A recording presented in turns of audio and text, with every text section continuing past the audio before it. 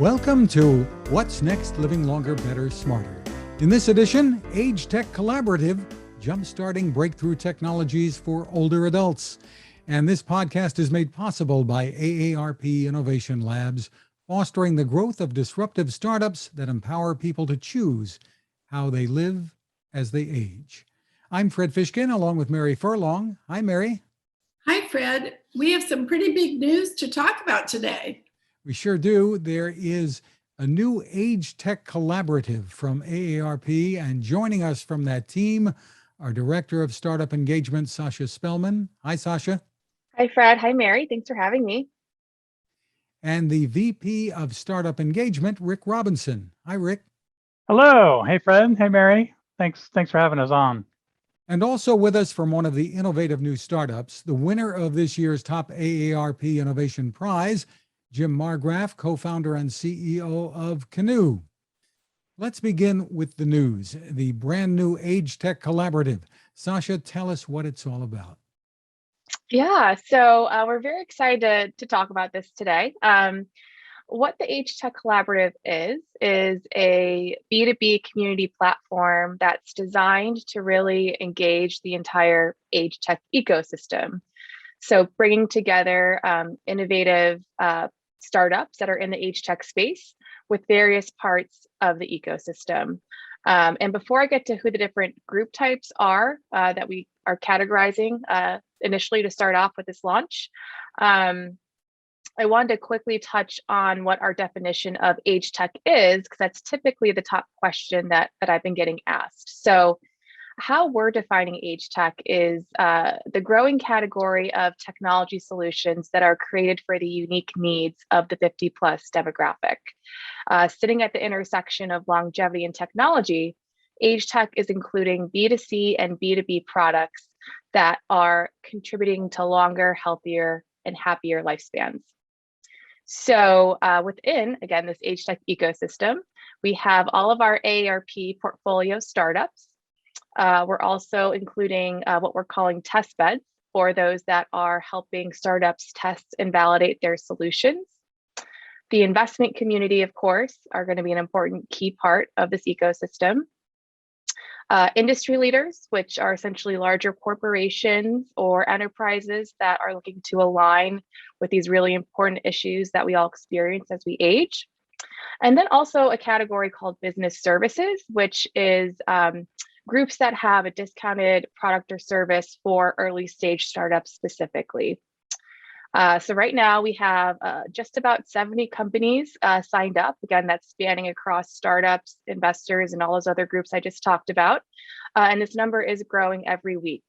What the opportunities look like within the collaborative for startups, it's connections with other founders within our AARP portfolio and having events and resources and communities designed to connect them with each other.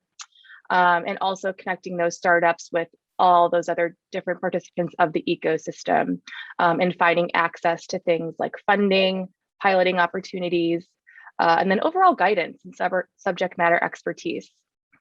And then the opportunities for all those other groups outside of startups is really discovering the best and the brightest AgeTech solutions out there. Again, also connecting through workshops and events. And then, of course, aligning with those really important issues that we care about at AARP, including social isolation, financial resilience, caregiving, and really allowing those brands to have the opportunity to support these really important solutions we all care about. So we're thrilled to be part of it right from the start. So Rick, tell us why there's this need for this kind of collaborative. Well, there's a lot of needs, and thank you for being a launch participant in the collaborative. We think that there is a big opportunity to find and source and help forward-thinking, modern, early-stage startups, in our case, who are providing products and services to the 50 plus and those who support the 50 plus in new ways, and speak to this audience in a respectful kind of way that they're accustomed to, as opposed to, in some ways, some cases today, marketers and product makers kind of talk down to this audience as though they're not tech savvy. They don't know how to, interact with products appropriately. So we're looking for companies who have a kind of enlightened mindset as us to provide new solutions to the marketplace. And what we want the collaborative to do is to find a great home where they can call on a variety of resources, some of which Sasha already mentioned, perhaps getting access to capital in a way they wouldn't have before, to mentorship, ongoing mentorship, discounted services, and then programming that we're going to be doing that is exclusive to participants in the collaborative that could be anything from IP law to how do you raise your Series A, to a variety of things. Essentially, we want to put a sort of a warm hug around startups, but also provide an energizing space for all these other participants, big companies, and test bed organizations to find great partners to work with. So we believe it doesn't exist in a way that we're trying to build it. So that's primarily why we're trying to build it. We want to be kind of a flywheel, if you will. Startups coming in, and they come into the collaborative and can kind of spin off in a much better way than they came in. Our goal is to get as many of these startups successful out into the world as we can. And that takes, not to use the cliche, but I'll use it, it does take a village. So this village includes investors and all these other participants there to help startups and to get value themselves. So that's kind of an overview of why we wanted to do this. And we believe, the last, we'll point out, we believe that AARP kind of should own this domain. It makes sense.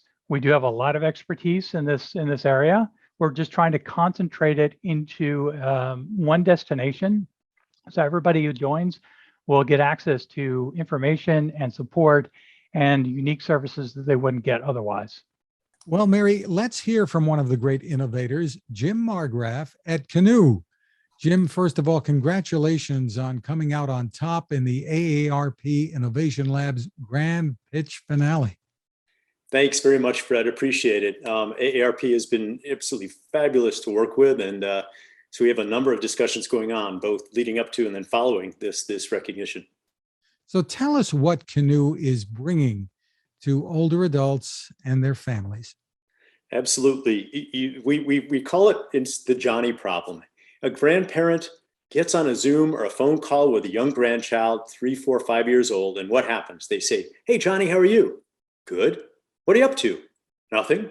And Johnny, at that point, the child runs off and mom chases after them with a smartphone, trying to keep them in screen. And it's just very sad because the grandparent feels inadequate. They feel like they're not living up to what the grandchild needs. Mom is frustrated trying to connect the child. And this happens nationally over and over again. So what we're bringing is a solution that is an enriched form of video chat that uses a combination of augmented reality, easily done though, with characters that appear in the video chat. So you're having a video chat with your grandparent, and a character appears in the video chat, moves around, and facilitates co-play between the grandchild and the grandparent. So they have a good time. And neither one of them feels the child loves playing with grandma or grandpa specifically, and grandma or grandpa feels like they know what to do and say, and they play games together, activities together, they learn together, they talk together, and that's what we facilitate. So the AR facilitated with prompts and the characters, and one other piece, which is magical, which is a device the child can hold in their hand. We call a KC wand, a Canoe Connector wand. And the child holds this little wand, here, I'll hold it up. It's about 3.5 inches tall, and it becomes a magic device that the child then uses in front of their screen, and it turns into other things that they use to interact with the grandparent. For instance, they could bake cookies together. The grandparent drags an egg onto the screen, and the child takes this little wand and they break the egg by wrapping it. And they see this happening on the screen. And then they pour in some vanilla, and the child pours a bottle of vanilla into it. Then they whisk to stir up the batter with the eggs and the flour and the sugar. It's magical. And they feel like they're in the same place together. What was the inspiration for this, Jim? Actually, I am as you know, serial entrepreneur, and I invented the Leapfrog Leap Pad years ago. We helped 100 million kids learn to read in a period of about 5 years. And my kids are now 27 and 29. And I'm not a grandparent yet, but on my way. But some of my cohorts, my co-founders are grandparents. And looking at what families want for their kids today, we know that I knew this from Leapfrog in my early career. They care. It's those early years. It's what the parents and the family do with their kids in those early years that set them on a good path for life. And we said, what if we can help grandparents and family members do what they want, become guides and coaches and counselors to their kids, but do this in a way with today's technology, virtually on video chat, but make sure that those kids develop the right skills, the social emotional learning, collaboration, curiosity. They play together. They learn how to be good citizens in the coming decades. And if we can make a contribution there and the grandparents can feel that they're contributing there, that's a win as they age. It's a win in their life journey. It's a win for the parents. It's a win for the grandkids. And we do something for all of these family members and for our society that elevates everyone. That's the inspiration. It's almost our 20th year of working with AARP, and we're thrilled about this initiative. It's really market leading, I think. And in 2022, its time has come that we pull all these resources together. So getting to the nuts and bolts, how do you determine who you'll be working with?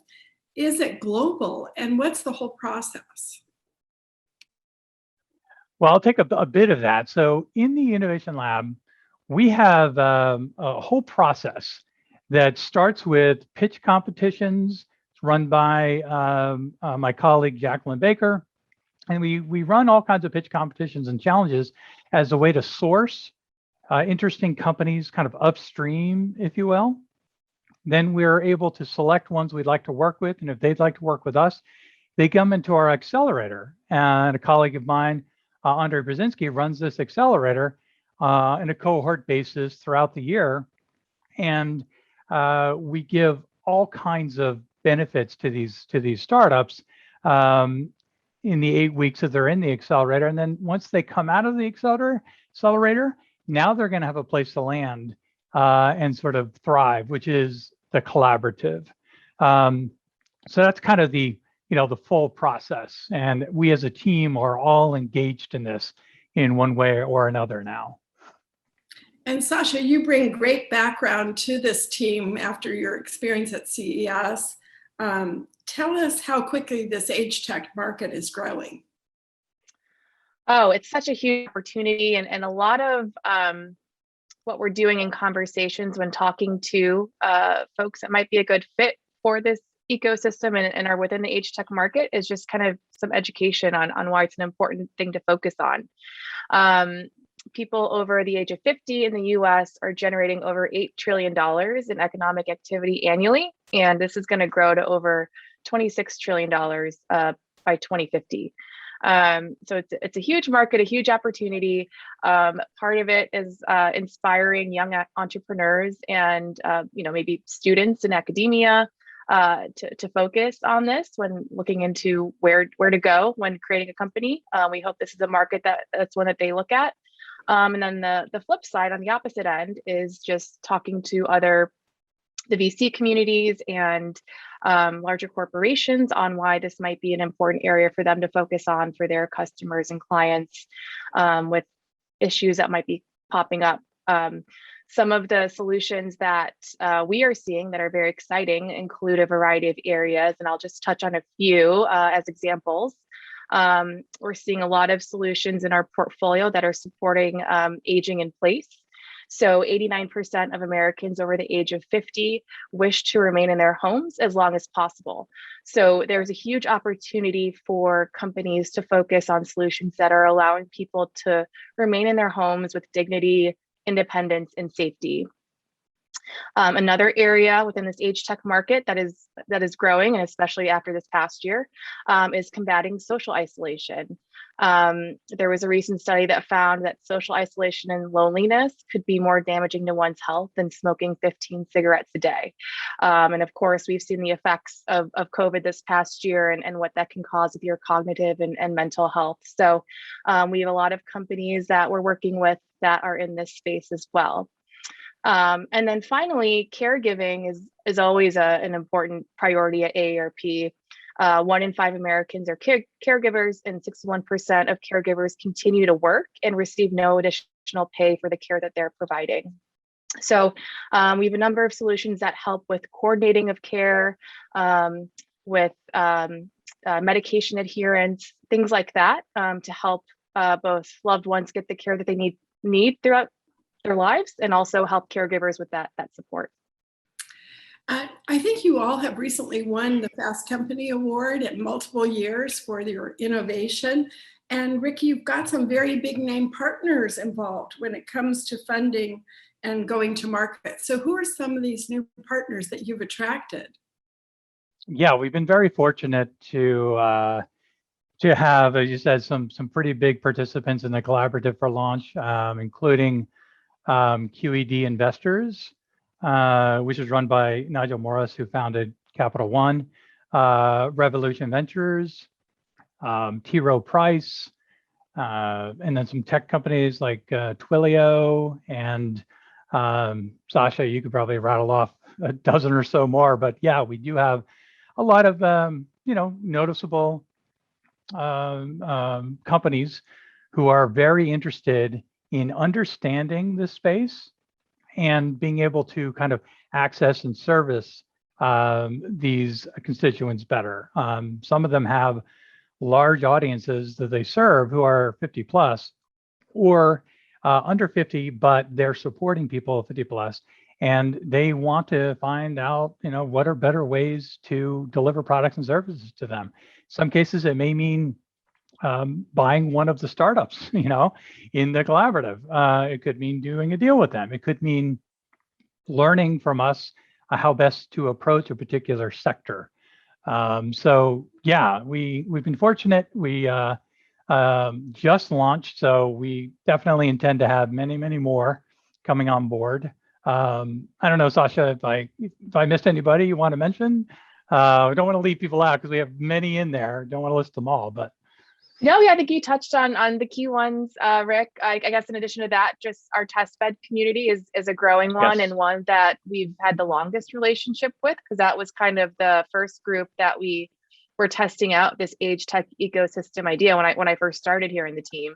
So we have really great test beds such as ADF, which stands for Army Distaff Foundation. They're probably our most active collaborator in this area, and they've tested with a number of our companies. They just announced one. Well, they didn't announce, but there's one that they're testing with right now, and we'll be excited to share the results of that as soon as that pilot finishes up. But we also have some test beds that represent a network of piloting opportunities. So one of those is the Massachusetts eHealth Institute, which has it's either 9 or 10 sandboxes within the state of Massachusetts, mostly in the clinical space. But our startups have the opportunity to potentially test in those sandboxes. At the end of the day, Sasha, older adults are the ones who will see the benefits from this. All of the AARP members. So what's the message to them? The message to them is that, we are really trying to get this ecosystem together to find innovative solutions that are, at the end of the day, hopefully help the 50 plus solve solutions and find products that could help them choose how they live as they want to age. Yeah. And Fred, I'll jump in on that. You hit a good point. This is a B2B community. However, the outcomes, as Sasha pointed out, and you alluded to, the outcomes will be to the benefit of consumers ultimately. And it's not just AARP members, it could be anybody. So that is definitely the goal. B2B community that spins out solutions for everybody. And in addition to that, So there's this company directory that we have in the logged in version of the collaborative, but we're building this public facing version of our directory that hopefully folks can go to kind of look at some of the solutions that we've been mentioning and filter based off those issue areas such as caregiving, financial resilience, things like that. And I know some of the investors are investing in older adult entrepreneurs. And so there's also Yes, who are older who are building companies. And I think you're de-risking the investment for the investors because they will have so much help on the field to improve the company as it grows. yeah, we absolutely. I wouldn't, we do sort of articulate that in conversation, particularly when we're talking to VCs, that we believe we are de-risking them. And based on the track record of some of the companies, look at Trust and Will, and a number of them are doing very well, and we get very good feedback, which you'll find some of it on our website. So the startups who've gone through our accelerator program and then now coming into the collaborative, we're very fortunate that they have seen extremely positive results, and that helps us all around when we go, like you said, talk to VCs and talk to industry leaders to point out, look at the success that they've gotten in part by being a part of our program. We can't take all the credit, of course, but we do believe that, and based on, like I said, some of the data and the anecdotal feedback, there's been a tremendous number of successes, companies who have come in and now are moving into the collaborative. Has the pandemic at all played a role here in the kinds of innovation that we're seeing, maybe coming to your email inbox these days? Yeah, there's a lot of telehealth, as you might expect. A lot of remote exercise and yoga and all kinds of things along those lines that people are trying to do different iterations on. And some of that, I think, is here to stay, even as we hopefully emerge from the high point of COVID. I think some of those services will continue on. So yeah, I definitely have seen that kind of movement. And one of our, go ahead. Oh, I was just going to add on, we also have a VR solution called Beyonder, which helps you kind of travel to places virtually. So that's just another interesting one. Yeah, because to your point, even post-COVID, there are a lot of people who are just not able to get up and around or don't have the funds to, as Sasha pointed out, to travel to places. So we want to provide services and products that allow them to do that. So it's very, it's gratifying to be working with startups to do that and then seeing the feedback and testimonials.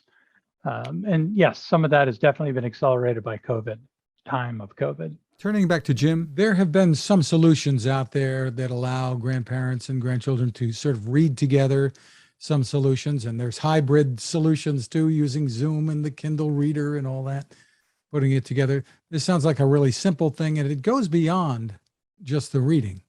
Exactly that, because you can put a game on a video chat, put a couple video windows up there so that you're playing the game. What happens then is the video is gratuitous. The grandparent, the child is focused on the game. They're not looking at the grandparent. They focus on the game and they do play together. They may listen and read, although it becomes boring pretty quickly if you don't do this right for the child listening to a voice read a static book. So our focus is co-play. We are inventing a form of co-play that it really engages the grandparent in a way that's never been done before, and engages the grandchild with this AR wand, this KC wand, to do things that they can't do. So they're doing physical play virtually. They feel like they're together, and we've got the coaching and the characters. So this is a completely new form of experience, leveraging lots of learning from what works for kids that I learned at Leapfrog and created in creating the LeapPad. When will families be able to start using Canoe? We are taking orders right now for delivery prior to Christmas. It'll happen in early December. with the whole parts shortage from China this year, it's been a real challenge in shipping and logistics that the president talks about. But we're on track, and so our recommendation is get your order in now. We're taking placements, first come, first serve.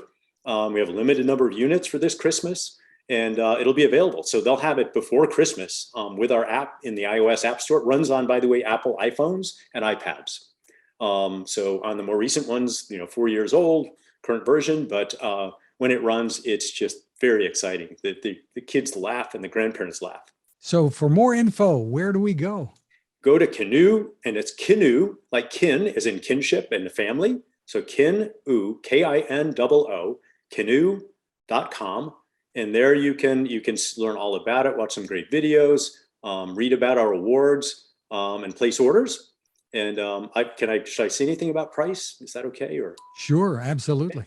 Okay, it's very exciting because we're doing an early bird launch for our early first edition users, and the KC itself normally would be $79, and the software would normally be for a year $10 a month, $120. And right now, that $199, we're offering a $100 discount, so you get the KC wand and a year's worth of software for $99.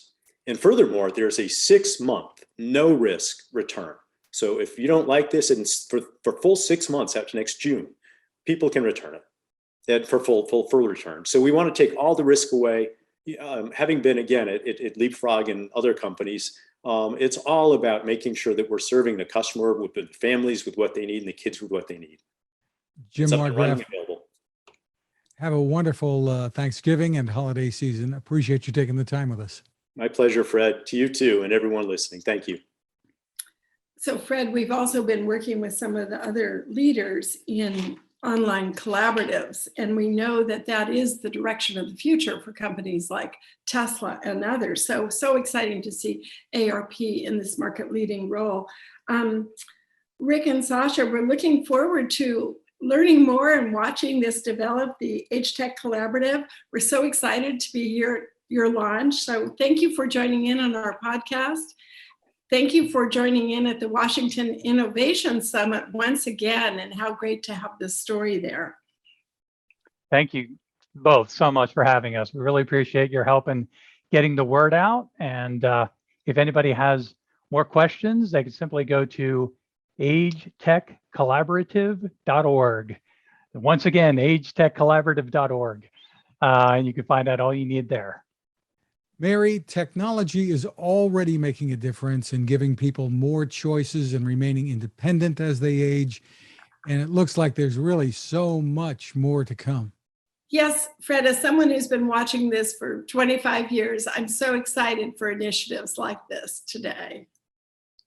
And you and I are going to be focusing more and more in the new year on what's going on with something new for the B2B community. Yes, I'm very excited about our B2B podcast. We're hoping to launch one a month and cover the business news as we see companies large and small getting into this market and getting into this market globally. So we will be at CES and we'll be at JP Morgan, and it will be exciting to see these new deals.